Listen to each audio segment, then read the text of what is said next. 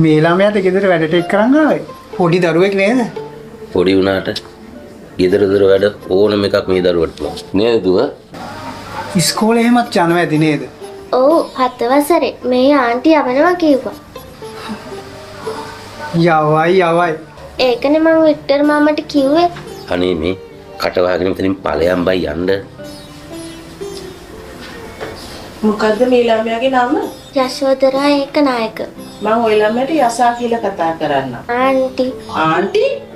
නෝනා කියපන් බං. මගේ නම බෙන්ජමින්. හැමෝම මට කියන්නේ බෙන්ජා කියලා. මේ බෙන්ජා ගිහින් තේ දෙකක් හදාගෙන එනවා. නෝනට තීද ප්ලේන්ටිද ඕන? සීනි අඩුවෙන්ද වැඩියෙන්ද? මට නෙමෙයි මෝඩියෝ මේ දෙන්නට. ගිහින් තේ දෙකක් අරන් එනවා.